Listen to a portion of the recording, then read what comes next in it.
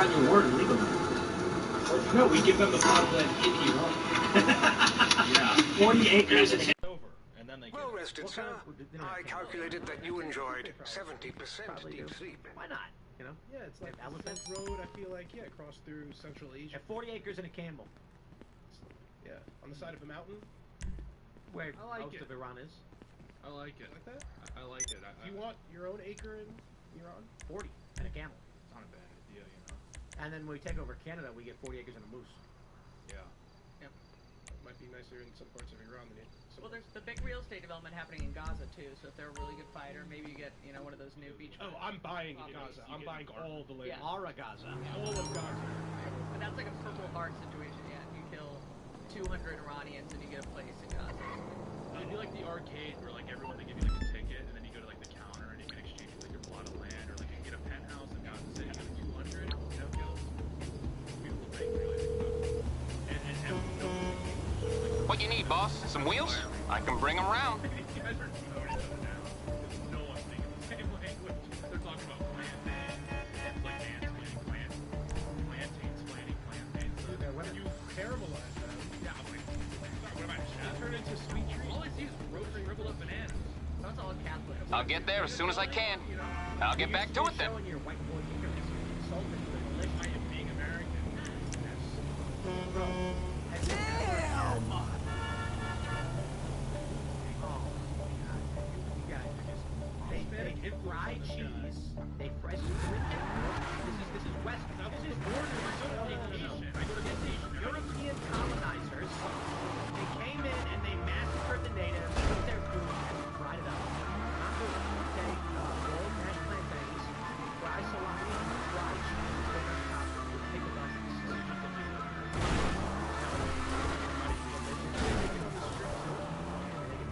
I went to a Dominican restaurant, and my favorite breakfast three hits. And I look at the breakfast, fried cheese, fried salami, rolled mashed plantains, and I put extra eggs. And it's funny you have it there. He was like, white people love this. And it was like a black dude.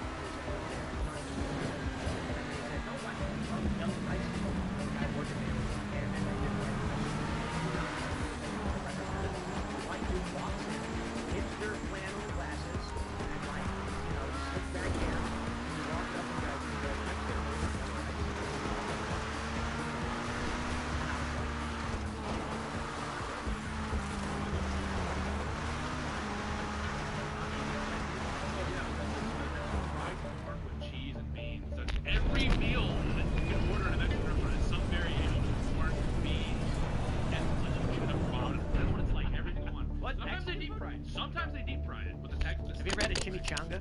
Yeah, it's a deep fried version of beans, cheese, and Deep fried burrito, bro. You stuff that thing with cheese. You deep fry it. Heaven forbid I want something like flour. Have you ever had? It is. Chimichanga is a flour. It's like corn. No, it's not. You can't tell. It's all deep. Yes, you can. It's got and it's some other things are flour. Have you ever had? Have you ever had a fried ice cream? No. Why would you fry your ice cream? This is why we can't let these people in the country. No way, dude. Have you Morse Mutual. We're here to help. I think we can do that. They take a ball of ice cream, they dip it in batter, and then deep fry it real quick. It's a deep, and then it's not, the inside's still cold, but they fry the outside real quick. It is the most delicious. It's a bit too decadent. Chocolate and caramel sauce and whipped cream and a little cherry on top. You know what really pisses me off? Those places now what they do is they roll a ball of ice cream in cold sauce. And I'm like,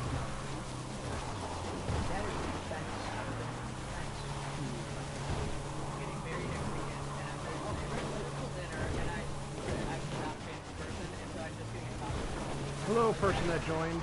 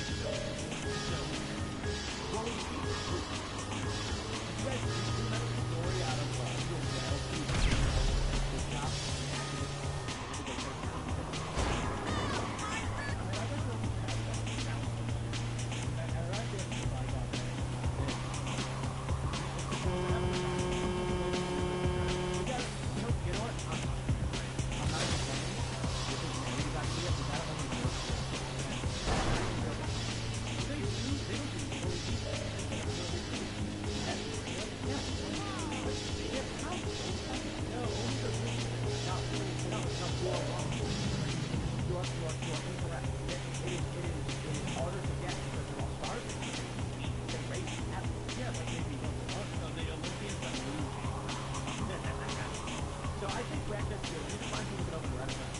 Very nice. The Olympians that lost, they hate them. And then, like, when you walk up to it, we're going to do a trick with the windows where inside looks really nice, but when you walk, it's actually really nice. Or it's actually, I don't know, you don't want it to be gross, it'll be like explained. Like, from the outside, we'll do, like, have you ever seen those screens? They're see-through with, like, a mesh. I don't know how they do it, but, like, at arcades, they have this thing where it's, like, it's glass you can see through, but there's a touch screen as well. We'll do that, so from the outside, it looks like there's candles and a nice TV. Then you walk in, it's great. It'll be delicious. We'll make a good food. North Korean barbecue. I bet we'd be packed every day. Yeah, you'd have a lot of back here. We would get a guy who looks like Kim Jong-un to be like the main dude at the restaurant. Yeah. Yeah, you would have like a kitchen staff in fact like the normal Korean restaurant. No, what we do is extra overtime. every hour we stage an error where like like a guy will run up from the kitchen being like, I'm so sorry, I missed the floor, I'm so sorry, and then he gets dragged in the background and he's screaming. They also have to have like anti-American propaganda, like history stories playing. Yeah. But like pictures of Trump, he's great. That's Kim Jong-un. And then it's Rodman. I'm doing this. We got to do it because I love Korean barbecue. It's delicious. So, let's jump to this next story. Check this out. This is big news yesterday. Massive explosion at crude oil refinery rocks Texas City as residents told to shelter in place. You may have seen the story. We don't know. I guess I don't hear it. I think they've gotten only. All right, never mind. The sheriff came out immediately after said it was a fire as a cause explosion in one of the engines. I mean, and they did press reference this morning that So, shortly before this, Donald Trump announced he was postponing strikes on Iran. 7 years ago, June 21st, 2019, Donald Trump came out and said he was calling off an attack on Iran because the casualties would be too great and it was disproportionate to, Iran had shot down a U.S. drone. So he was like, no, we don't want to kill that many people, there's nothing to it. However, a few hours before Trump made the announcement, a refinery in PA exploded. At the time, I speculated this could be what's called ICS sabotage, or Industrial Control System sabotage. That is, we know for a fact our adversaries have hacked into our industrial control systems to destroy them. We do the exact same thing. It's largely viewed in cyber warfare. I guess I didn't hear that. Okay. A mutually assured destruction moment. And that's going to stand. Every country got their finger over the button that would destroy the critical infrastructure of their life. Now, here's where it gets interesting. This morning, I speculated, saying, look, I really don't know. Probably just a coincidence, right? Except, I was unaware of, not this post here, from @Amuse, who tweeted, a Saudi X-account posted a specific threat against Port Arthur Motiva refinery 1 hour before the nearby Valero explosion in the same city. He deleted the post and all 4,700 reactions. This account is a Saudi X-account created in April of 23, connected by a Saudi envoy with a specific warning to Motiva Enterprise from Port Arthur, Texas. All of the U.S. refinery with the 750,000 barrels a day would be destroyed in a week. The post went up about an hour before the Valero refinery explosion rocked the same city. The user then believed that more than anything, the Valero facility across the street. Literally, they're lit next to each other. This can't be true. You can't be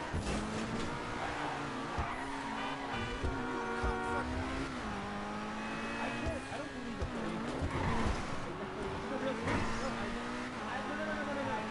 No. This guy did tweet this. This guy did tweet this. He was highly online too. And he was Saudi, but like, I don't know. He wiped all the tweets, but all the, when he tweeted at someone, it was like, and like, he was, I don't know if he's like a terrorist, but he's always like a whole lot of stuff, but he absolutely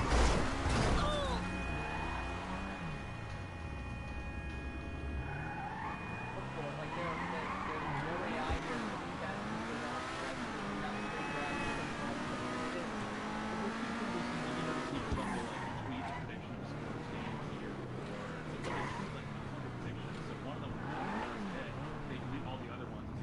Possibly. Got that right, and I think think with a bunch of this is going to be like a bunch of different targets? Refineries and The tweet: the president will attack Karg Island on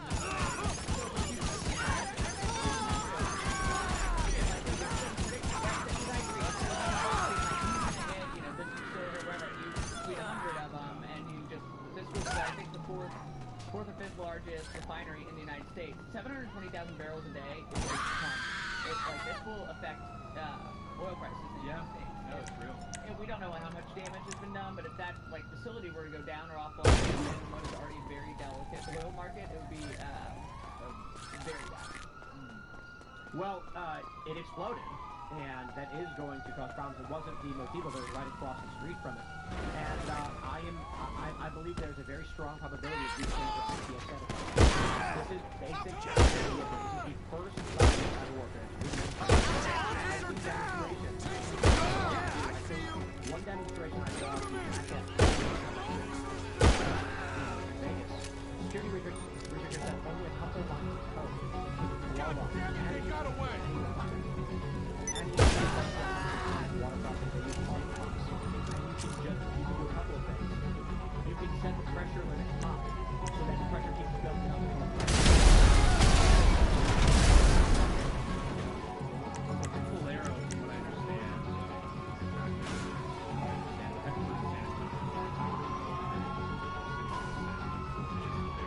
Bolero.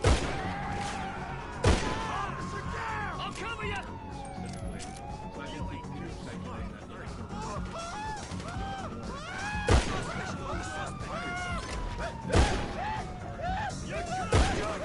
that Keep him busy!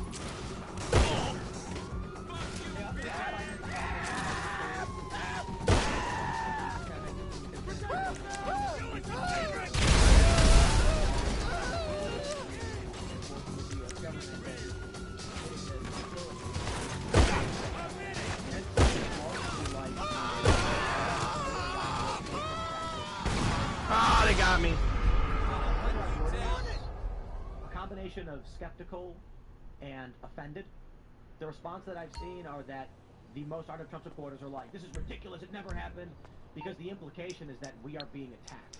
And they don't want the narrative to be that Trump gets involved in this war and then the U.S. is paying the price domestically in any way.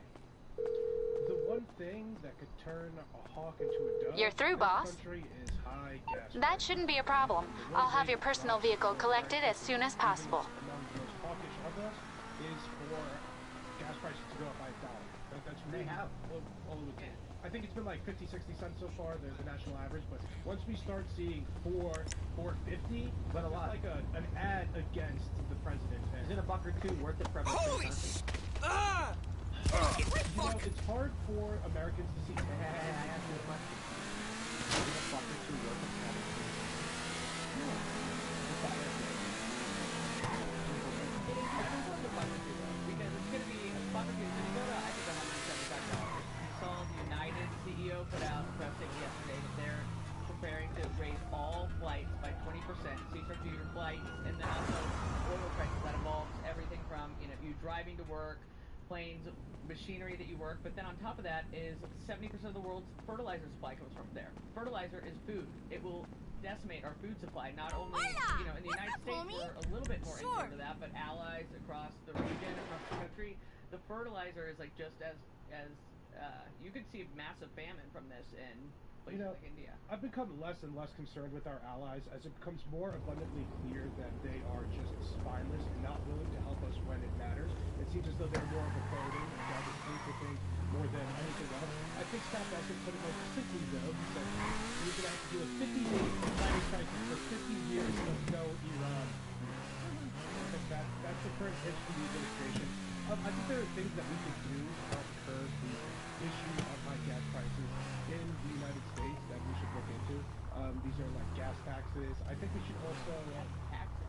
We have gas taxes. We could remove the gas taxes. Oh, okay. I was like, how do you tax this? Yeah, and then also I think we should do a temporary ban on oil exports. I'm sure the gas companies will be pissed about it, but we are a net oil exporter at this point, and it could help at least domestically. Well, the oil prices are set by a world Illuminati that nobody really understands or elected. So it doesn't. So even if we ban exports in then it'll still it'll affect the prices of the world. Sure. I mean, our allies and the Europeans can get screwed, but we wouldn't, because we are in a... Need something? I saw someone game it out. I do believe like, banning exports doesn't actually help the gas prices because they're just sell at a premium to American.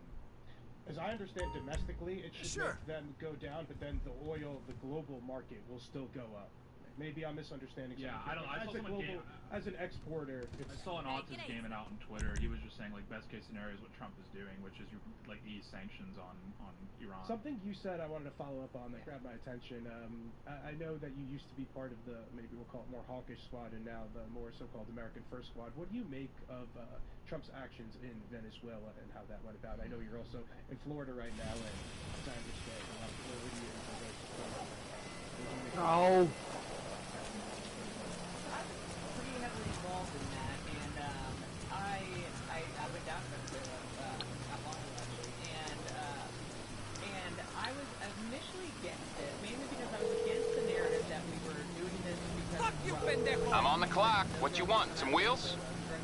Like Venezuela doesn't use the launder drugs, they launder oil, like in gold. And so I just felt like we were being... I'll bring it by. I don't really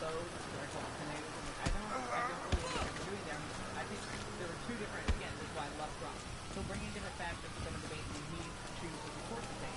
There were factions that wanted a full regime change, which was to go and take Maduro and then bring in MCN, who was the opposition party. I thought that would be a step, especially because Venezuela's country were in our backyard. They already have a massive migrant crisis that led to here, and so civil war.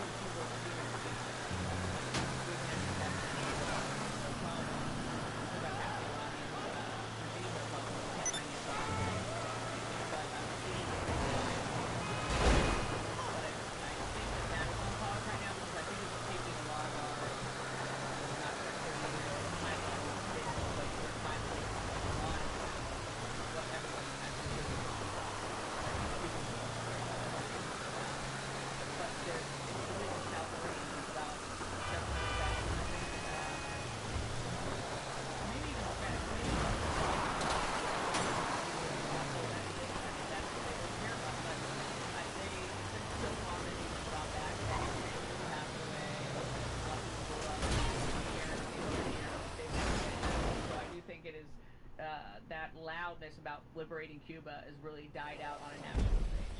But, you know, Pam Bondi is from Florida and got elected from this route. Cindy Wells, why don't she just dab, is from Florida. You got, obviously Rubio is from Florida. You got Mike Small from Florida. I mean, it is a, like, Floridian cabinet. And obviously Mar-a-Lago also. Yeah. And so this is a priority of Secretary Rubio, and I think he ended up doing a very good job in Venezuela, and I think Cuba was a minimal loss of life. They're reporting that Emily Gregory won Florida State House District 87. Was that the one where... It's not going to doubt Trump. Trump is over John Mason, that's the Democrat. Right. That's a big deal. Yep. So this is not primary, this is the actual state seat, so... The special election they had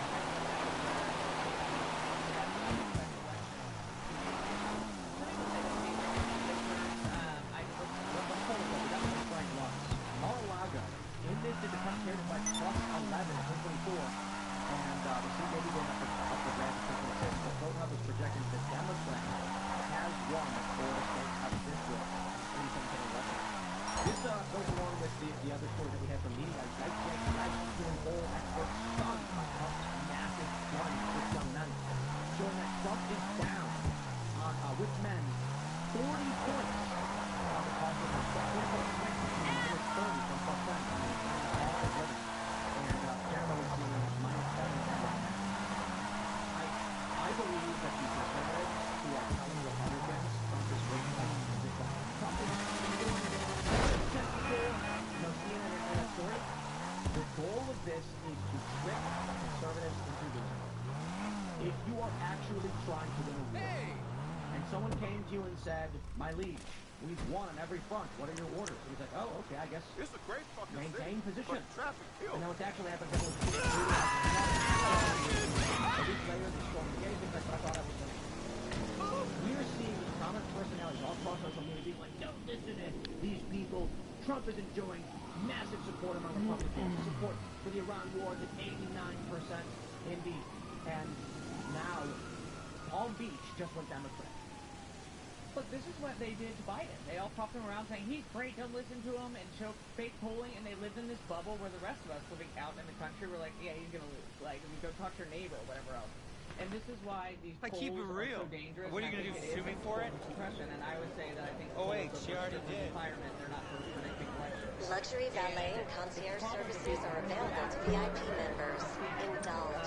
You deserve That it. question, the way they phrased it was, if you were consider yourself a MAGA, check them off when they ask you that, like the MAGA dude, like that's the wing of the party you're in, then it was just asking you Trump.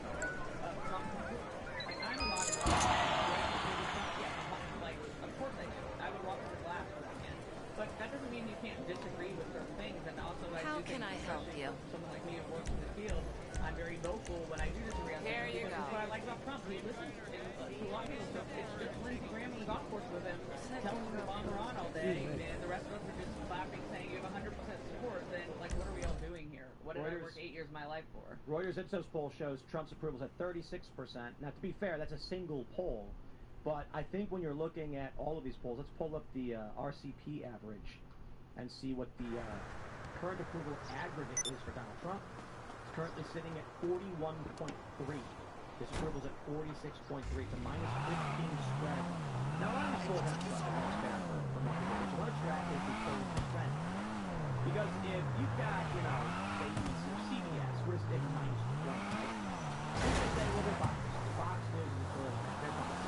Well, if someone's going to say Trump is minus 10, you know, you can assume, well, they're biased, they're going to skew negative. That's basic. A month later, that's minus 15. They haven't changed the methodology yet. And when you see Trump running down across metrics, Trump moves. And again, I'll grab this. A Democrat just won for state house. Palm Beach. That's really tough. I go to the morning prayer. We told me to go to the at 7:15 a.m. Who said before the show started that Trump was going to I'm like, how does Trump do it? Wow. People in Palm Beach know him. That's crazy. You know, Republicans are getting Trump. I really have to say that. Republicans are getting I agree.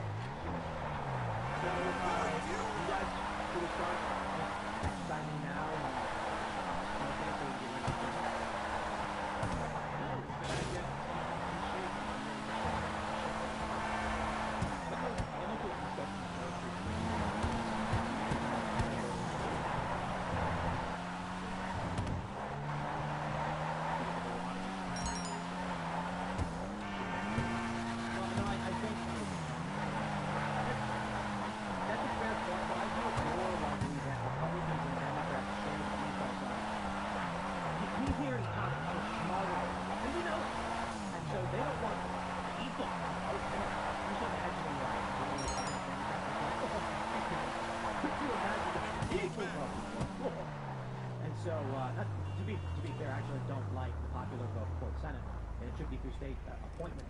But I think the actual view is we want procedural elections, not popular elections. We want to win by the numbers of the machine, not by the whims of the people. So if they pass the SAVE Act, you're going to actually have people making decisions. So long as they don't, Democrats get elected by just convincing morons to vote who don't know what they're talking about. What I hate most about this is that it feels so just theatrical. The whole time, the president knew the SAVE Act wasn't going to pass. John Cornyn knew the SAVE Act wasn't going to pass. Chuck Schumer knew the SAVE Act wasn't going to pass. Everybody knew that you needed 60 votes to overcome the filibuster, and the Republicans don't have that. They weren't going to flip, 8 some odd Democrats to do that. John Cornyn was never going to get rid of the filibuster. All senators like the filibuster because it makes them more powerful. It makes each individual senator more powerful because now if you want to reach that 60 vote threshold, you need to compromise, and that allows more people, more senators, to stuff more porch in each bill to bring back home the bacon. So it feels like a dumb waste of time. It feels like some people were led on. This was used as a sort of pressure release valve for some people who thought we were going to get some form of voter ID, but it was never going anywhere. And, I felt like I was taking crazy pills for a moment because it was like, I don't know, am I missing something here? Do I not understand? You're missing the money. The legislative process? Yeah, so I always, you gotta trace the money on these things. First of all, a 60 vote threshold is not in the Constitution, so that was a rule-making decision, I think in 1913, that then kind of struck, but it is, nowhere in the Constitution, it says you need 51 votes. So it is ridiculous. We have 60. 60 vote threshold came along with lobbying. Why? Because corporations did not want, think of your big pharma company, and Elizabeth Warren or someone just goes and gets to drop a bill that says that, we need to lower insulin prices, and you only need 51 votes, and all of a sudden these senators actually really do have to be on record on a vote like that. When you do the 60 vote threshold, and there's never, no one's ever had more than, I think, 56 or 57 of one party, then you can always blame the other side or wherever else and claim this bipartisanship, but really it's a massive corporate lobby trying to keep this filibuster to exist because these senators would not be able to survive in their jobs if they were actually taking votes that we, the people, wanted them to take on things such as an 80-20 issue like voter ID. So then it goes to the Democrats said, we will lift the filibuster. This was to pass H.R. 1. That was Nancy Pelosi's their election bill. Basically the same thing, that now they're saying you can't federalize elections. It's like, okay, all of you went on record saying you would nuke the filibuster to pass your H.R. 1, which was federalizing elections in the way you want. 2 senators didn't, and that was Joe Manchin and Kyrsten Sinema. They are no longer senators because of that one vote alone. Democrats only had 52 seats, so they couldn't get it passed to nuke. You have to actually vote and get 51 to nuke the filibuster. And in fact, Sinema couldn't even go to a wedding in Arizona. She would be booed out of it. The Democrat base was so pissed. So the Democrat Party has made their decision. When they take power, the filibuster's gone.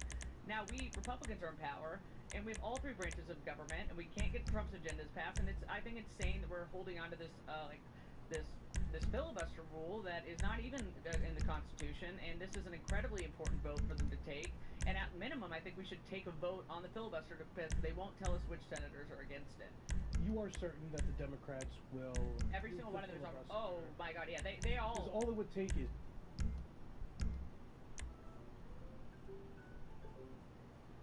Depending on how big of a majority they have to not, right? Because they would need the 51 votes. Yeah, you just need 51 votes to nuke it. So assume that would need... I don't know if they'd be able to get all of them. I think John Fetterman said he wouldn't nuke the filibuster, and I'm sure there's at least... Well, this would be if the Democrats take power and get enough seats and stuff. So if they were in power right now, they would. Schumer's already come out, and then in fact, when they were criticizing this talking filibuster, the talking filibuster is different from nuking the filibuster. The talking filibuster is basically you just talk exhaustively until the other party goes home or has to leave, and then they don't have a quorum, and so you can technically pass it with 51. This was Mike Lee's idea.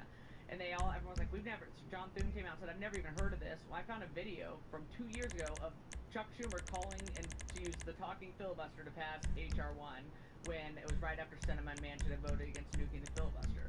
So Mike Lee's idea was not wrong. He was right to push for this, and it's not nuking the filibuster. Using the talking filibuster is better.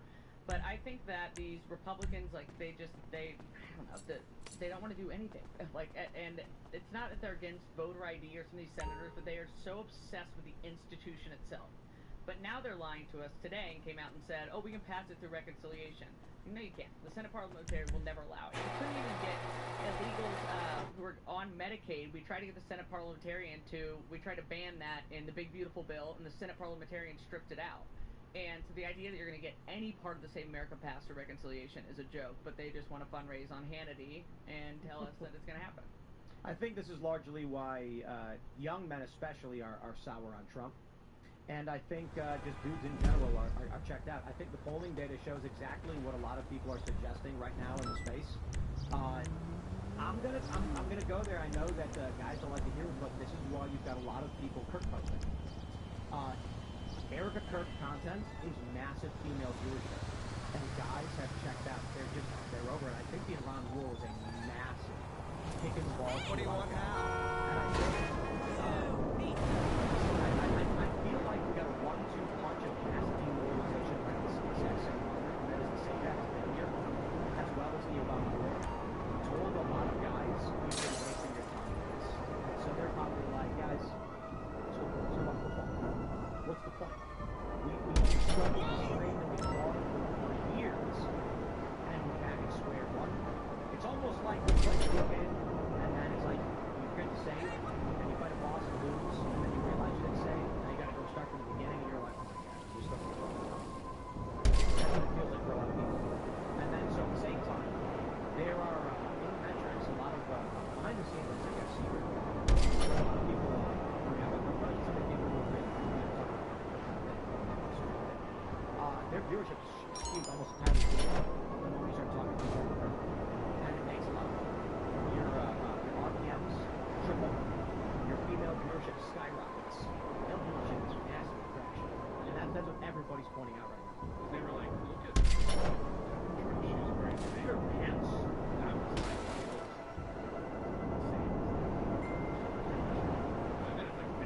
Even Joe Rogan had a viral clip where he was talking about Erica Kirk, because everybody in the industry knows this.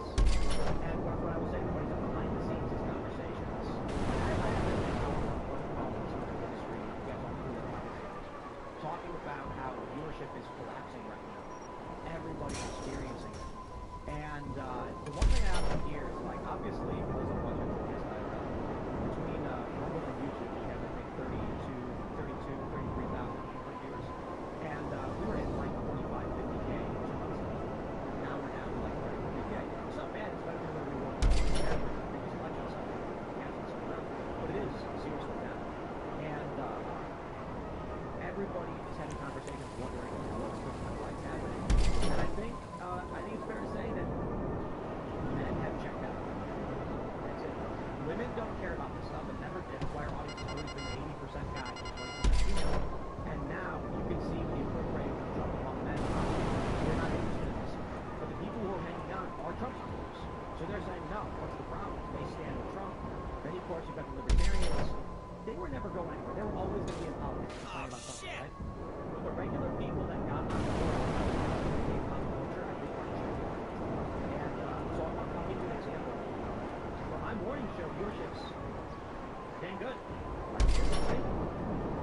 What I do, like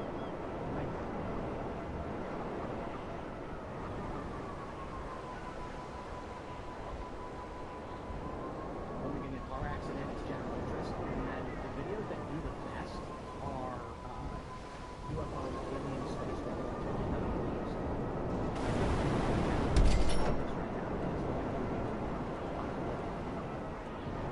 I think it's going to be worth it. If this trend continues, we're not looking at Democrats just taking down this. We're looking like a 30 seat swing to absolute center for these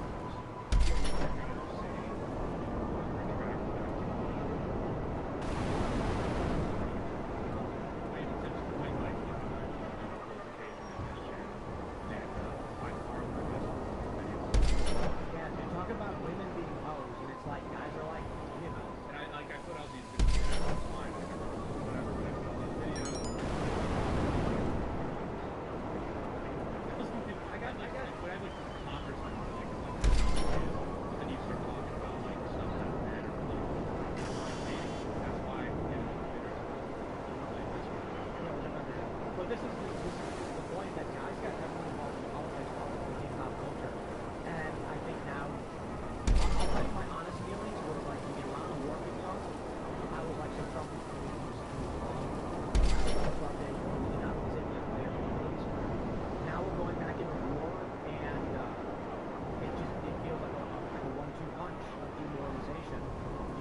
APEC fan, despite it being extremely popular, completely demoralized. Like, oh, we spend all the time.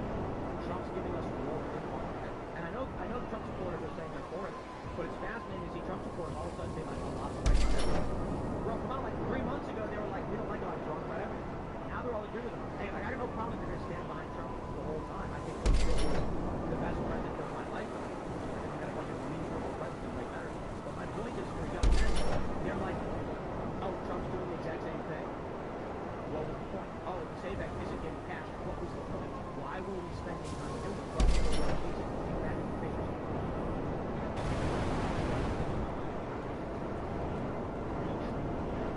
Like the early Trump era, where all of the left was freaking out about everything the president wanted to do. There was a ton of these women marches and Antifa, and then there was the George Floyd riots, and like when he was really hitting a high, the left was going crazy. There was transgenders everywhere, and everybody was non-binary or gay. There was every new form of gay, of LGBTQIA, everything. A lot of that stuff seems to be dwindling down. Yeah, there's a lot more legislative stuff. I remember 5 or 6 years ago, there was transgender protests every day, Antifa, constantly yelling against the president. Oh, you got that one already. They would even fight against the president, especially in the first one. Things are so crazy, and now they're shit. They're losing. Here's the other thing, maybe, that's the reason maybe we won't. I mean, let me finish the point. Precedent every single progressive was crushed, and that whole woke era is dead, and so guys are not being as motivated. I think maybe, and they've canceled, start pretending. I think maybe they're getting lessons that we should just let guys live their lives. I think the left was like realized that it was how socialist era how bad politics that was, because you think of all the characters in like a lot of them freaking out all the time. Trump too, they're actually things are happening that they were saying. This is in the first term. The things that they were saying are actually happening now. Like there's white people out there, and they're like not really freaking out. I mean, all their guys, you remember like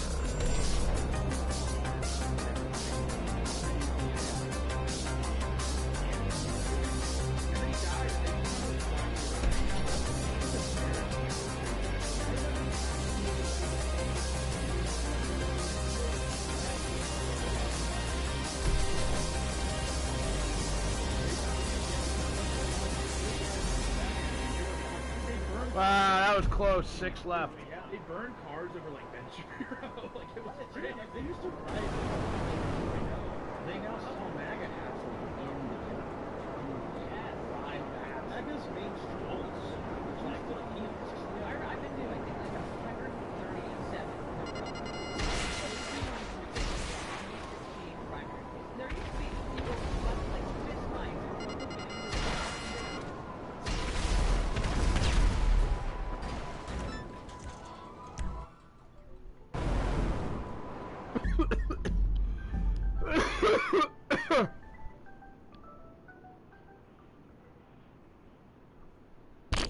And like if you went to a Trump rally, it was like dangerous. Like you were like going to something, nobody knew what was gonna happen. There was like brawls breaking out. Trump's like throwing. There's like. And now, yeah, it was just absolute like madness. Which is what I'm like. I'm like, this is so different from like. But that to me, that part is like kind of everything is like cool now when you're President Joe's line. He's also had multiple assassination trips. But I just found in January the White House was saying, all right, we're going to